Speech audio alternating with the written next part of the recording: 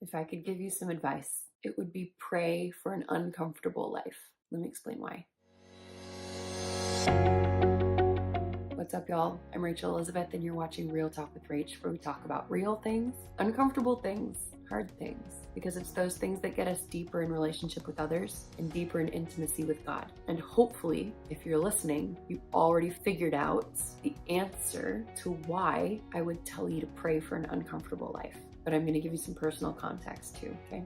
The reason why hard conversations, vulnerability, real talk gets us deeper in relationship with others and deeper in intimacy with God is that it stretches us, it keeps us humble, and it allows for teachability or a change, a transformation to happen.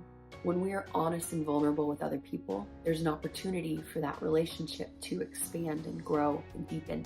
When we're honest and vulnerable with God, it allows Him to transform our hearts and shape us because we're coming to Him soft, humble, malleable. We can come to Him with hard hearts too, but we need to ask Him in that place to make our hearts soft again so that He can change us.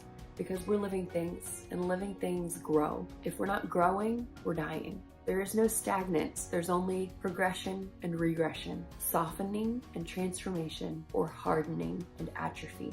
I can think of some other examples. One, a seed that's planted has to die, be cracked open, and that sprout has to push through the shell, push through the ground, and reach towards the sun in order to grow. I can't imagine that being easy work. Or how about in the gym, whether you are training for a marathon or a bodybuilding competition, your muscles have to be broken down in order to repair stronger than they were before. That breakdown process can be done a number of ways depending on your goal, but they have to break down. Otherwise, there's no room for your body to repair itself and adapt to become stronger in the sport you're training to improve in. Relationships are the same way. Whether it's with God or with people, there needs to be some consistent vulnerability and honesty. It's not always painful because when two people who come together humbly in love, share vulnerably and humbly, and listen humbly and empathetically, there can be growth without too much pain.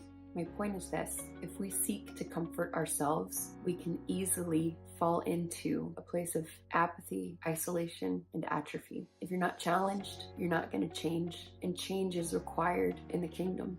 Kingdom change is a steady progress into transformation from sensual to spiritual, from natural to divine, from a worldly way of thinking to a kingdom-minded, Christ-like way of thinking. Jesus said that if we want to become like Him, we have to follow Him. And following Jesus means that we have to deny ourselves. We have to deny ourselves the comfort that we would seek after and pick up our cross and follow Him.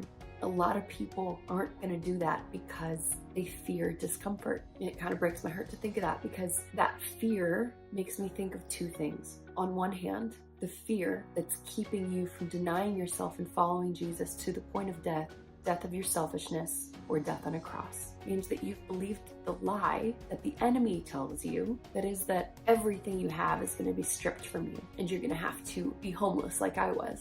And you're not going to have any say in the matter, and it's going to be dramatic and life-altering, and you're going to have a Job experience. My friends, that is so incredibly rare.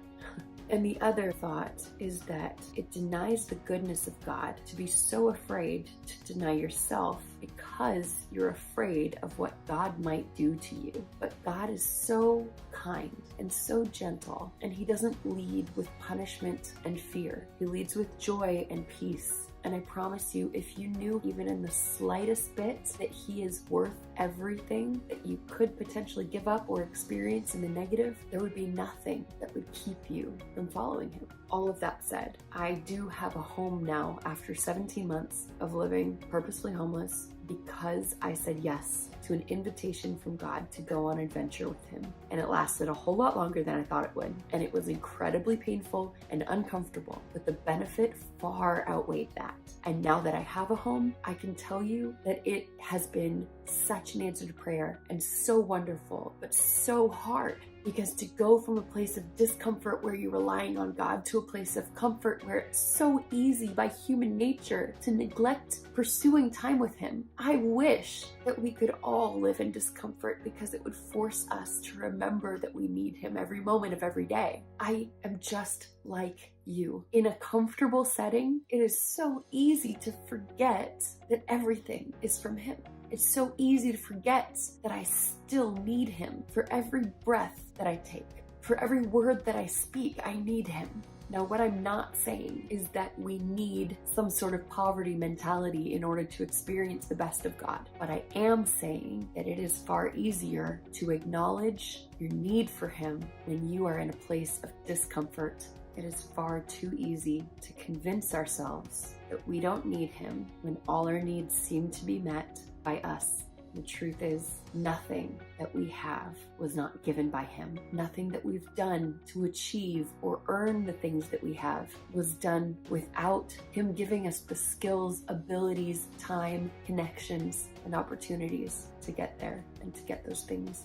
The truth is that we always desperately need Him. So if you want more of Jesus, stop praying for comfort and let the Comforter be your comfort. And say, yes, Jesus, whatever you want, wherever you want, I am yours. Send me. I'll go. You are my provider. Teach me how to rely on you, whatever the cost. I deny myself. I will pick up my cross and I will follow you even unto death. Because to be comfortable for a few years here in this blip of a lifetime on the timeline of eternity, it's not worth it if it keeps us from Him. It's not worth it if our pride becomes the coffin for our spirits and souls for eternity.